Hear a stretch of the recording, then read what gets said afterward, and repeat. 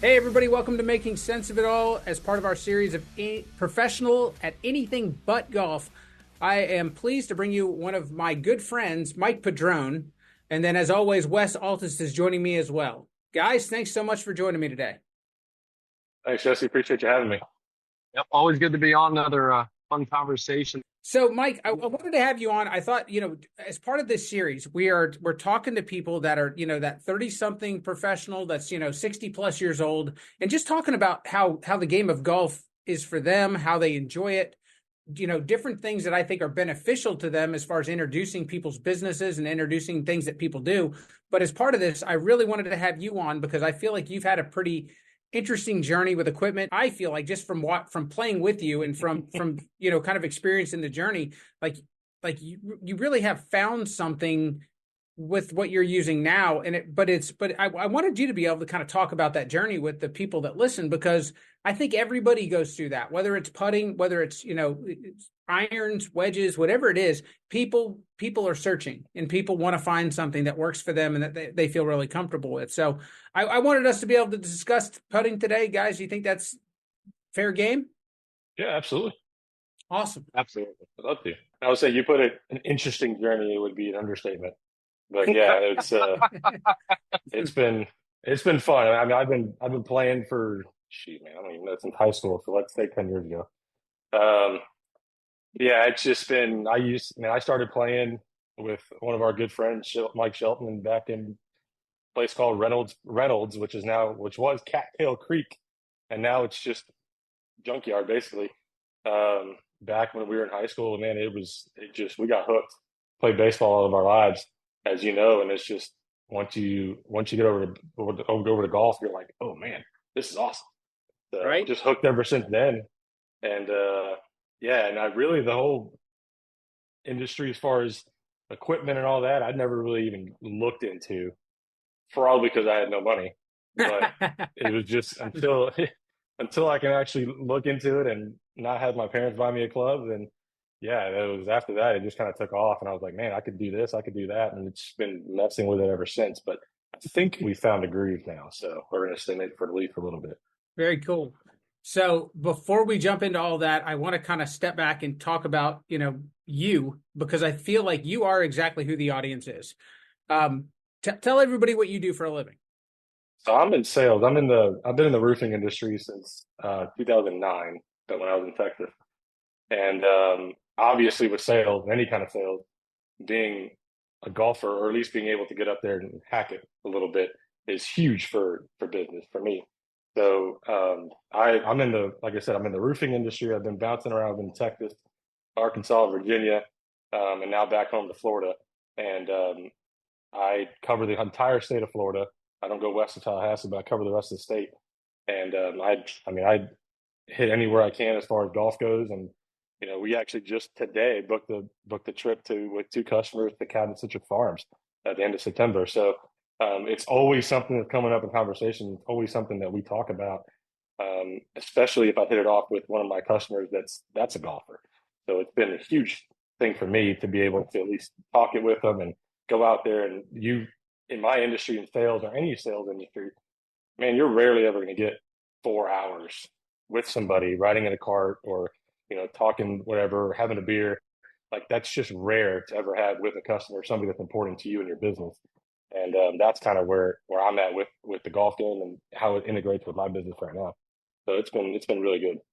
No, I 100% agree. There's not many things where you can talk, when you and your customer have that in common, that you can bond over it like you do golf. It's not the same thing as going to a football game or going to, taking them out to a baseball game, anything like that. It's, people who play golf, you typically are passionate about it, whether they're good or bad at it. It doesn't really matter. They Yeah, still, it's true. they have a desire to, they have a desire to play the game, and there's something about it that grabs them. Absolutely. Absolutely. And it's go ahead, Wes. Yeah, like just say like golf is such a like almost essentially bonding experience of strangers. Like you get to meet some incredible people, and like you said, Mike, like I, how many business deals get done on the golf course because you got them for 4.5 hours. Like, and most I was talking about golf, a little business sprinkled in, and you get to know your customer really well too because you just see what kind of person they are out on the golf course. Hey, in West, just for you, when people realize that you're a good golfer, you get invited to everything too. So it's like everybody wants you on their team for their scrambles, everything when they know that you're gonna win them a trophy. Yep. And you'll still lose to a 49 in the scramble, so it doesn't matter. Those strokes, man. Fair enough. So what was it that hooked you in the first place? Like, I mean, as far as I know, you said that you and your friend Mike, which is also a friend of mine, and it's ironic because I think the first round of golf that I ever played was actually with Mike Shelton at Westlands in Jacksonville. God rest its soul. Wow. Yeah, I think as a competitor, just growing up playing baseball my entire life, I think it was not only the competition of golf and trying to get better and trying to get better, but it was almost a relaxation of away from the baseball field of all right, now I can go have fun, be competitive, but it's not a ride or die for me. I'm not trying to earn a scholarship or I'm not, trying to be one of the top baseball players in the city or whatever. It was a relaxing time for me to get away. And then once my baseball career was over, that's when I can continue with my competitiveness of golf and then try to get better and better and better. And that's kind of where all of this whole journey of equipment comes in because I'm like, well, I just got to get better. I got to get better. And it just keeps going and going and going. And that's where it's kind of turned into where before it was just it's still awesome and relaxing and everything else just to get away. But I think a lot of that was why I got hooked to it because, you can go out there and play with anybody and still have fun. Yeah, 100%, no doubt. I feel it's funny because like I was always afraid when I was younger that golf was going to mess up my baseball swing, so I stayed away from it almost out of fear because I'm like I always felt like it was going to give me a long swing. It was gonna mess me up, and I was like I'm not messing with my baseball swing, so I really stayed away from golf other than the occasional round until I was completely done with baseball. Do you see people like that come to you, Wes, where you get some kids that are maybe they're not a golfer first, but it's like they're in another sport and they're concerned with how it's going to impact how they, how they perform at the sport that they're in? Yeah, 100%. I mean, you get the kids. Baseball players is probably the biggest hurdle like transition to golf as far as if they're currently playing any competitive because it is different. I mean, in golf, you're hitting a round object with a flat object. Baseball, it's round on round. So base control is so important in golf, and they just don't have that concept. The great thing with baseball players is they got speed. They got speed for days. So it's like, all right, that's one thing off the table. But it's like being very careful. That's during that interview process. I'm like, well, how serious is the baseball? I'm like, oh, it's traveling. It's this. I'm like, okay, might want to put a pause on golf a little bit because I don't want that to mess up going forward, especially if the kid gets into it. Because I have seen it where a kid will come to me for the summer when baseball's kind of done, and they'll go through their baseball season and come back, and the swing is completely changed, like Yeah. night and day difference. So it's definitely one of those things you have to be very, very careful of as a golf instructor is if that baseball is going to take them into a career like college or whatever, you just have to be careful and have the conversation with the parents like, hey, definitely want to get him into golf, but we got to be very careful it doesn't mess up, his baseball career. But if they're a pitcher, who cares? The mechanics are actually, I'd rather teach pitchers all day than I would, a slugger. No doubt. Man, those are some of the best golfers right now. Amen. I mean, I was about to say throwing a baseball and hitting a golf ball are very similar as far as biomechanics. And kicking. Kicking is also a big one. Kicking is like soccer players, even base or football kickers. I mean, it's all pretty relative. Like Mike's son, like the kid absolutely smashed it, but he has good understanding of how to move, a club on an art because he has to do that with his leg and land on that front foot. So that kind of stuff, when I hear soccer player, kicker, something like that, I'm like, yep, this is going to be nice and easy and fun.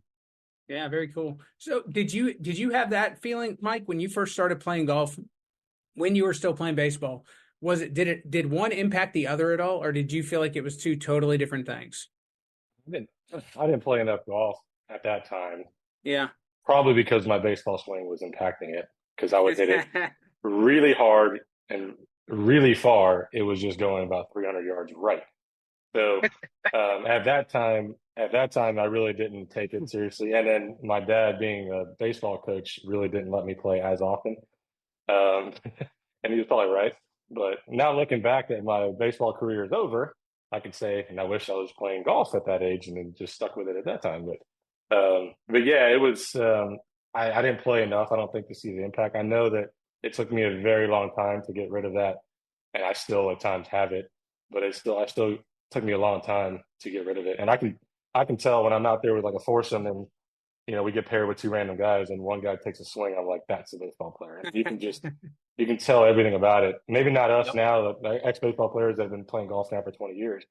That's different. But when you see a kid right out of college and you see him take one swing, you're like, yep, that's a baseball player. So it's 100%. pretty cool to watch.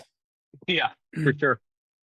I used to have the Griffey one-handed finish with my golf swing when I first started. It was that bad, so.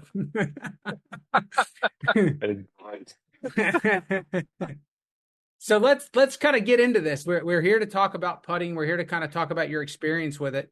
What was the first putter that you ever used? A Scotty Cameron actually. Okay. And it was a Big time. Newport 1.5. I bought it used at a store in Miami. My first club, actually the first club I ever purchased with my own money, and it was like $125. I mean, it was like, and at that time I'm just like, I got this new credit card. I'm just gonna put it on.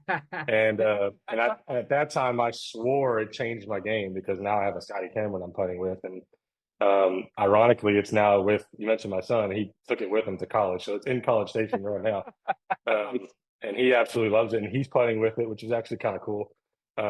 He fell in love with that putter as well. So that was the very first. So it one. was a very good investment, is what you're saying. Oh, absolutely. I would never sell it.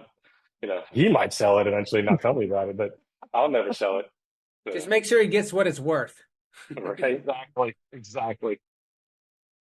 So at what point do you think that you started to actually think, okay, I need to maybe look at putting a little bit differently, maybe get a little more granular with it, actually start, whether it's experimenting with stroke types, looking at different types of putters? When did that come in for you?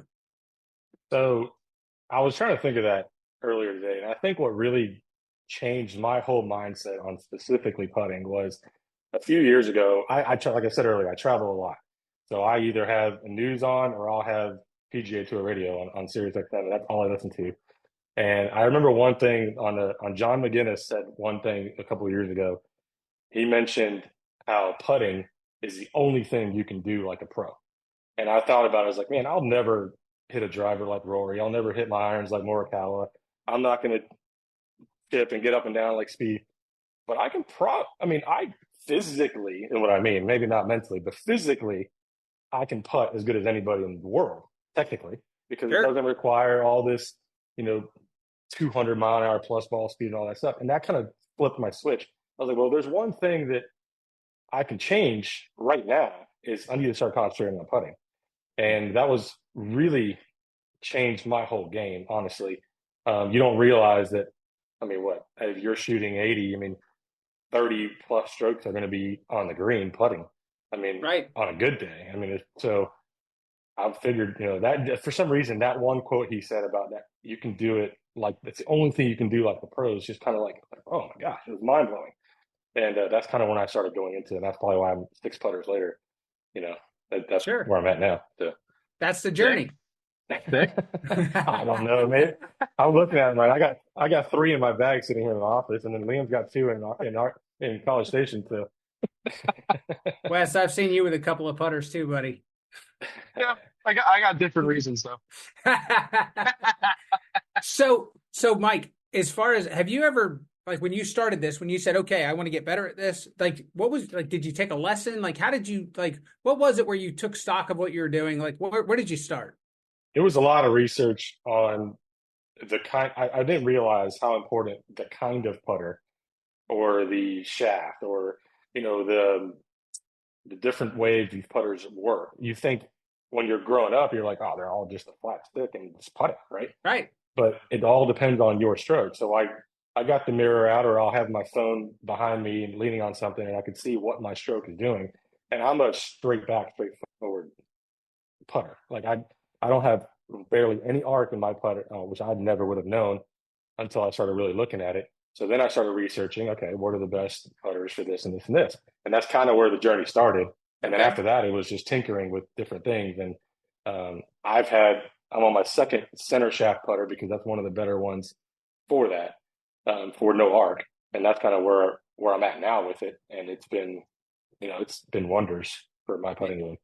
So Yeah, well, and I think we'll get into that here in a little bit later. But Wes, have you, like, as far as when you have a student in and you have somebody who's kind of looking to explore putting, or they're saying, okay, I want to get better at this, kind of take me through, what do you do with that person? How do you start with them? Kind of what do where do you go as far as if you're gonna help them, kind of give, be a guide to them on that journey? What do you do? Yeah, first thing I'm gonna obviously just watch them hit putts. So what I'm looking for is how well they can judge speed, how good they can start the ball on their intended line, green reading. So you take the whole thing in, and I don't get too caught up in how their initial aim is. I'm more worried about how they start the ball on their intended line. So if they've got the putter face 2 to 3 degrees open, but they start the ball on line every single time and can roll their ball over a dime that's, a foot or two away, I'm not going to mess with that. Right. So I think the big thing is, honestly, speed to me is like the biggest. Because if you can't roll the rock at a proper speed so you can have it finish within a foot to 18 inches by the hole, you're not going to be able to read the greens right. So speed to me is always number one. And most people can't control speed with anything. They're actually pretty good at starting the ball on in their intended line. Lining up could be a little bit different, but the speed to me is number one. And then being able to start it on their intended line is going to be two for me. And then green reading goes number three. But they all end up hand in hand with each other. But I will look at equipment, and if that's causing something within their stroke or how they're, using their levers to power the stroke, then maybe we start talking about equipment.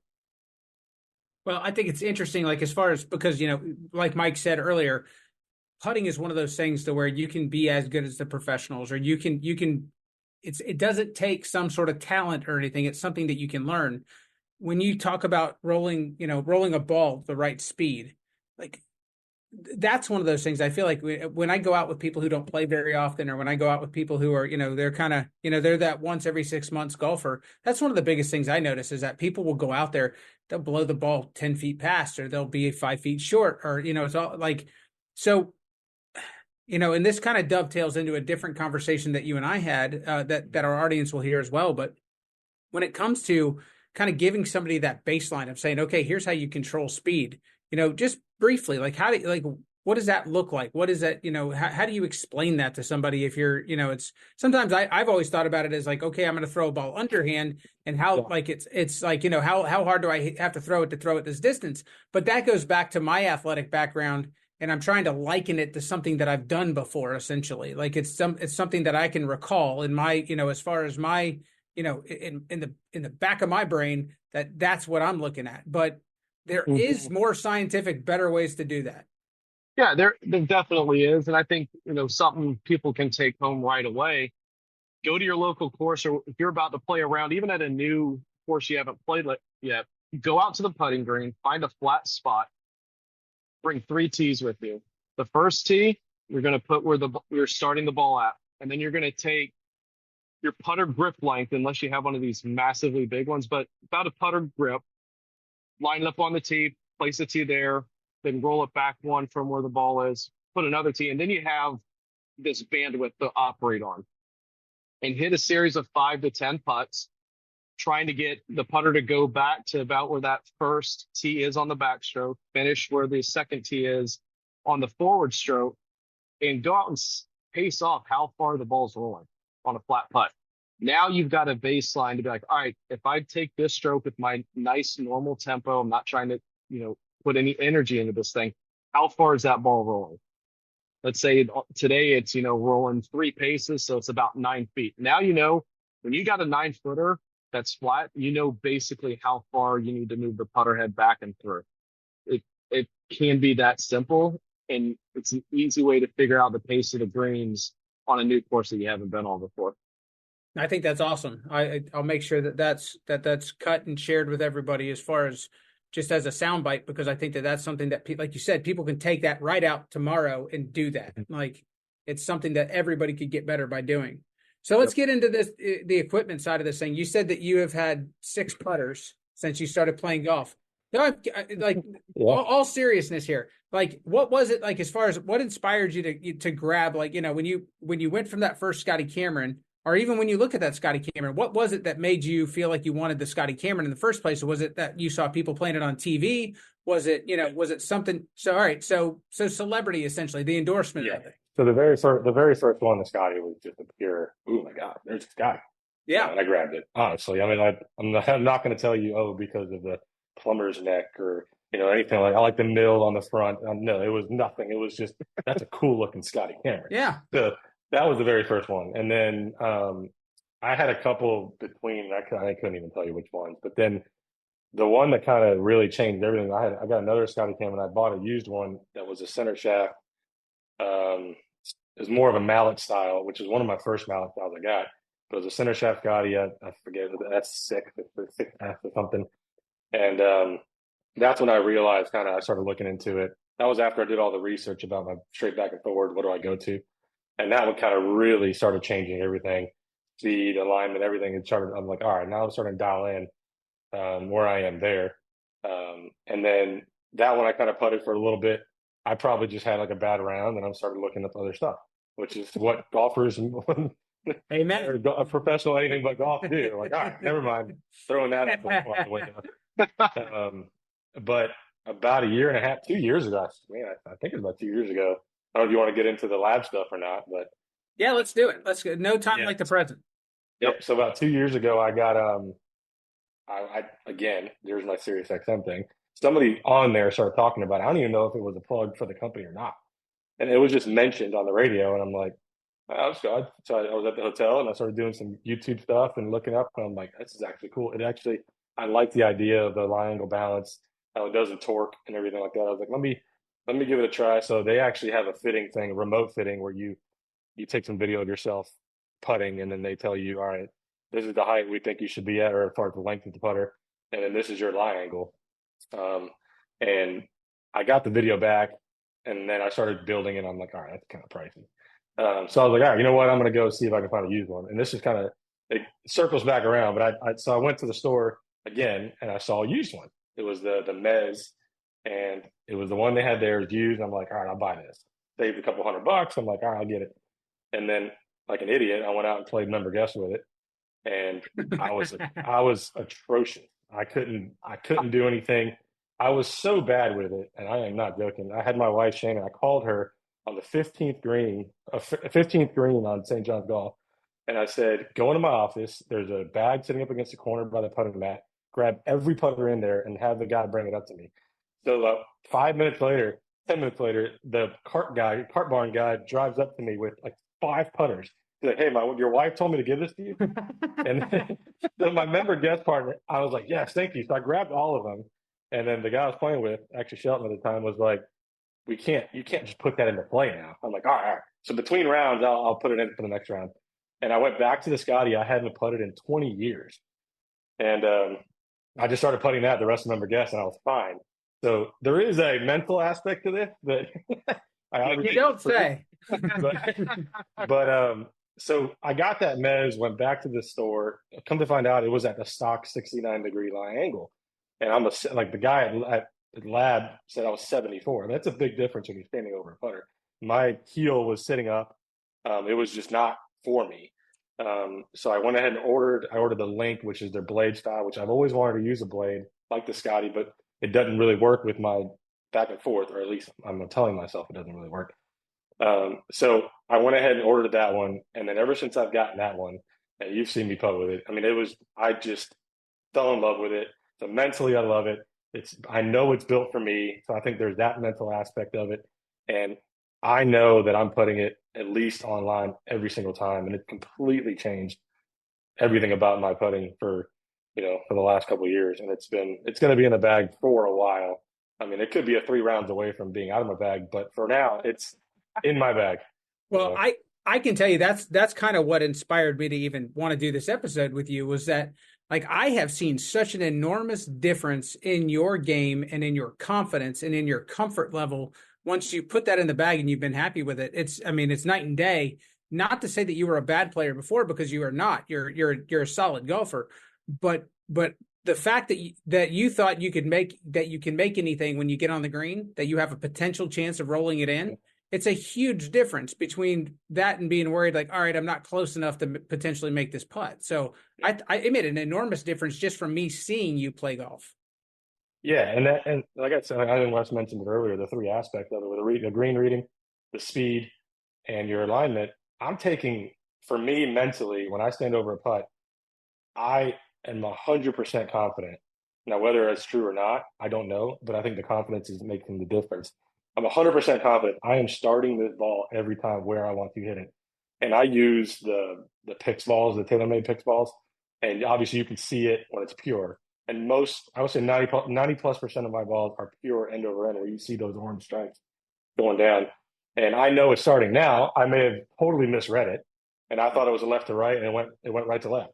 That's on me, and that's something but now I don't have to concentrate on where it's going to start. I can concentrate on, all right, now I got to get my green reading better.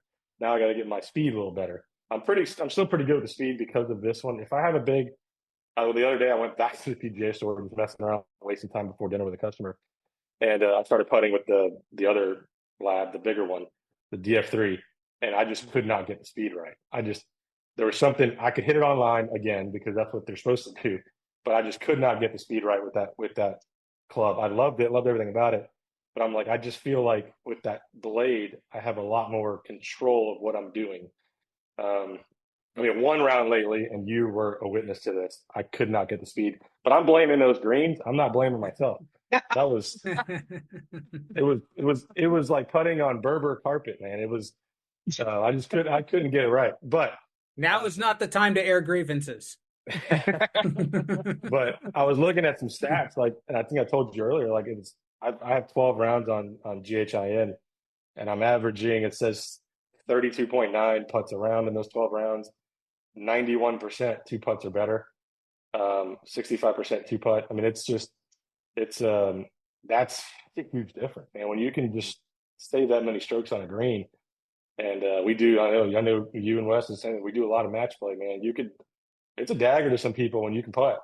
I mean, you win or lose a lot of these matches just in putting. I mean, because you guys are going to go out of play, and your partner's going to go out of play and everything, but you can save a lot of strokes around that green or on the green, and that's kind of where my mindset was. And you're right. I just feel it's a confidence thing for me. And this lab putter has just been, and I'm not endorsed or anything by lab. This is just me. But if they want to pay me, that's fine. I'll take that.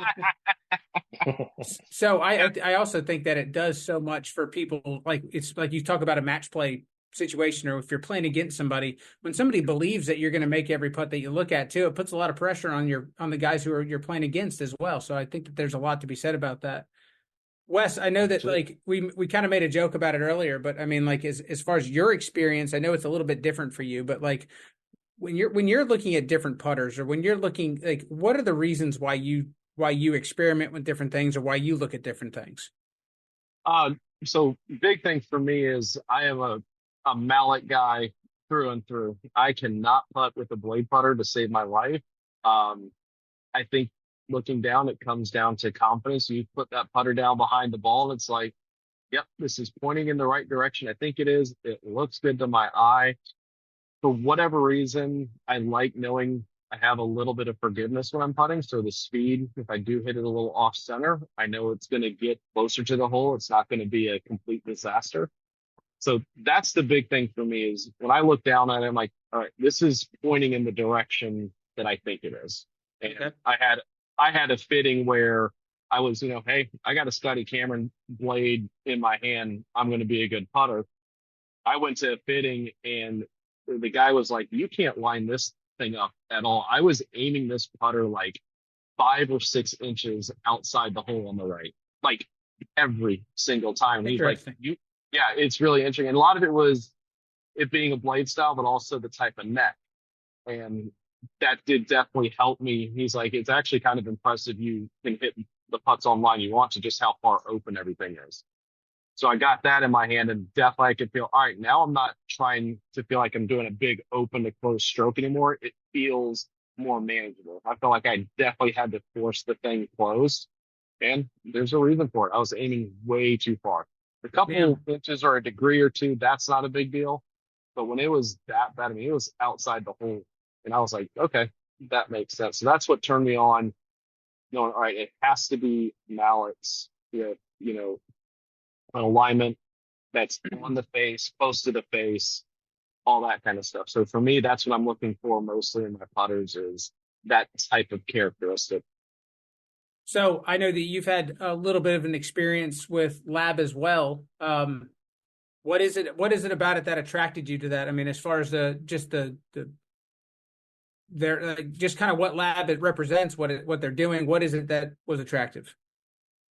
Yeah, I think the big thing for me was one, I love the mallets. Two, it was that whole idea that the putter face is going to stay square to the arc of the stroke without you having to do a ton of manipulations, which I always think is great. I've been a very kind of shoulder driven putter. Like I'm not a handsy guy. I kind of keep the elbows close to me and kind of rock my shoulders.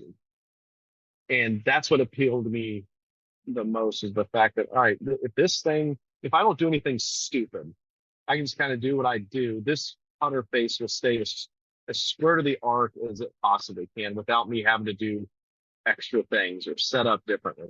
So that's what got me going. I have a good friend of mine down in South Florida. He actually helped develop one of the shafts for lab, and he's got gears at his facility. And I just sent him a note like, all right, is this stuff legit?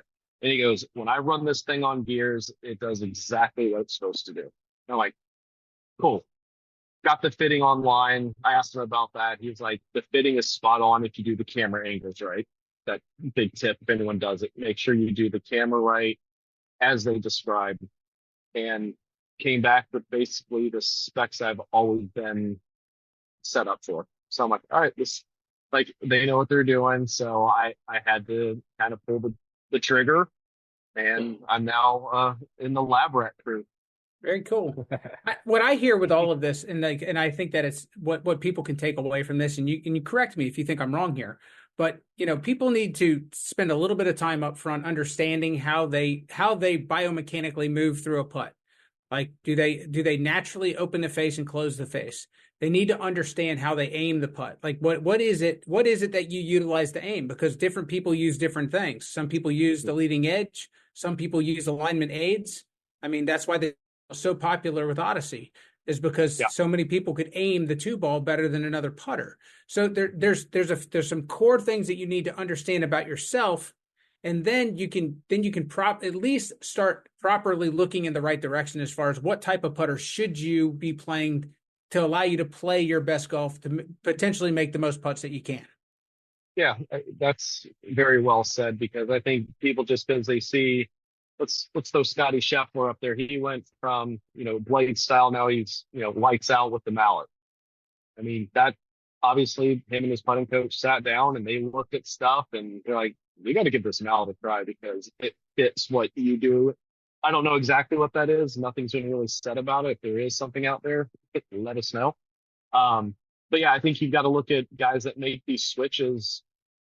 They're doing the switch for a reason. And it's just not because the putter looks good. They're playing for a lot of freaking money out there. They're going to do something that gets that ball in the hole as fast as possible. And you'll see some guys just change us, put their other putter in timeout. They just need a mental reset. But there is a reason for that change. And, most of the time they kind of go back to their original. But, if they start holing putts and the stats are lining up, they're going to make that switch and keep it. Very cool. Mike, anything you'd add to the whole putter conversation? No, I think the one thing now that I know I have a putter I can trust, although Wes is making a good case for me going to a mallet. Appreciate that. That's what I'm here for. No, the one thing I do mess with quite a bit, I did a lot of different tests. And when I say test, it's in my office on the perfect practice, whatever mat, with grips. And Okay. again, I did the looks on or did the Google searches on straight back and forth, center shaft, what's the best grip? And then you've got different people saying different things. So I narrowed it down to basically a traditional, like a Tiger grip and a left hand low, where I still overlap it, and I kind of just go back and forth from those, and that's the only change I made. If I feel like I'm not putting well one day, the next day I was like, yeah, I'll just go. Like on Tuesday I played, and um, I went back to the left hand low, and I putted excellent. That was probably one of my better putting days. But so that's the only thing I'll kind of mess with here and there because the grip can make a big difference. Just I don't even know how to explain it, but my hands going straight back, it's easier to do with me with a left hand low. I feel like I stay more locked in. But then again, there's some feel stuff with the traditional grip that I feel like it's a little more risky, that I go to every once in a while. But yeah, that's the only thing I mess with now. I feel like the confidence on the actual putter itself is there, and then I'll just kind of play back and forth with the grip if I need to. So right now I'm left hand low, and we'll see where we go from there. So. Very cool. It's funny because like I feel like my own journey, like the first putter that I ever used it's funny because it was a gift. It was a college football themed, like one of those mallets that's like colored and it's got the logo on the top of it, and it was just like a Christmas gift or something like that. And it was terrible. It was absolutely atrocious. But the first putter that I can ever remember wanting to have was an old 8802 style putter. It was a Cleveland Classic. I'll never forget. It's a gunmetal putter. I wish I still had it now, but it was just for whatever reason, it was always a very attractive putter to me. Just the lines on it, it almost looked like it just melted into the ground, just the way that it looked. And so it always fit my eye. And I used that style of putter for a long time until somebody stuck me on a Sam Putt Lab, actually. And this is where sometimes I do caution, make sure that you're talking to people who really know what they're doing and actually people that are good at what they do. Because I had somebody basically look at me and he's like, well, you go 8 degrees open and and you go 8 degrees closed. He's like, you're swinging it like a door essentially. And so he immediately put doubt in my head as to like, well, maybe I shouldn't be using this. And so it started me down a path of going after, a more square to square stroke, or a more, making sure that I wasn't rotating the blade so much when I was actually a pretty decent putter with a putter that I really like to look at. But it's interesting how sometimes, at least in my own personal journey, sometimes other people or their opinion of it, if you think that they're coming from a position of authority on it, can shake your confidence in something that you never even thought about changing before. Yeah, that's so true. And that's where I kind of start off, the start line thing. If you're 8 degrees open, 8 degrees closed, and you're able to start it online with a high rate of consistency, I mean, that's probably the metric we should have been looking at, is how consistent are you returning the club face back to the ball square so you can start the ball online. I mean, that's crazy. I can't believe that was actually a thing. I mean, eight's a lot, but if it's consistent, who cares? Yeah. And confidence is there. That's a big one. Well, and the biggest thing. Go ahead, Mike. On that point, I play with guys and we play with the same, like where you're looking at it, because obviously we play a scramble every once in a while, or you're watching your teammate putt, and you want to stop them. You're like, holy cow, he's putting it a foot right of where he needs to be. But I don't say anything because I know that when it comes to where he's actually going to putt it, I don't know how they do it, but they're back online and they're putting it exactly where they're supposed to. And that's why you can't just go off of it's not a black or white thing. Like it's just, hey, you're 8 degrees, so this is what you have to do. Like it just, some people it just works, and you just got to like Wes said, just leave it. If you're starting online and you can just concentrate on speed and reading the greens, then you're taking one aspect out of the whole game that you don't have to worry about. And it doesn't matter what your swing is. It's just, I mean, I see it all the time. 100%. Very well said. Guys, before we close this out, anything that you have that you'd like to add, or anything you'd like to put a final point on this conversation? I think for me is getting a putter fitting is invaluable. I think you need to go, especially if you're this guy that you're jumping all over on different putters, which fine, but make sure the putters you're experimenting with are the right spec. The loft, the lie angle, which is absolutely huge. Length, I think, is overlooked a lot. So get out there, spend a little, $100 to go get fit, and do it the right way. And then experiment all you want with the different heads and the new stuff that comes out. But make sure the specs are there, because you don't know if you're getting a true read on that new putter that you think is going to work if it's not to your spec. Well said. Yeah, I'd add to that exact. I mean, I was going to say the exact same thing. And I've been doing my fitting for putters has always been go to the store and just putt around, and the one I make the most, that must be the one I like. That's mine. And I've made that mistake several times. And actually, my first, I mean, I had a lab, so I had a lab putter that was just not made for me, and I could not putt well with it. And then I went to one that was made for me, and it was completely changed my game. So, yeah, I mean, I could not agree more with Wes about making sure that you do the little extra homework and make sure that you put yourself in a putter that's made for you. And I think it makes a world of difference. And then from there, knowing it's yours, then you can adjust little things here and there, and then kind of go from there. And just it's a lot of it mental too, though. But it's just it'll change your whole game. I mean, like I said, half your strokes. Well, not half your strokes, but eventually half my strokes will be putting. But we're not there yet. I love on that, guys. We're going to wrap this up. Mike, I really appreciate you joining. I'm looking forward. I hope you enjoyed yourself doing this, because I look forward to getting you to come back, talk about some travel, talk about some of the events that you've set up, because you've done a lot of fun things with golf, like you said, for work, for your friends, all kinds of stuff that you've done. And I can't wait to talk about it, as long as you've had a good time and you're looking forward to coming back. Oh man, I'd absolutely love to, man. We spend the minute we're done with a golf trip, I'm planning the next one, and I just absolutely love doing it. I think there's nothing like getting together, 16 or 20 of your closest buddies, and spending a weekend together and just experiencing a new course or new destination or whatever. And it's just it's something that I enjoy, and I would absolutely love to talk about my experience with it. Awesome. We would love to have you. Wes, as always, thank you so much for being a part of this, and we'll catch you guys down the road. Thanks, Jesse. Thank you.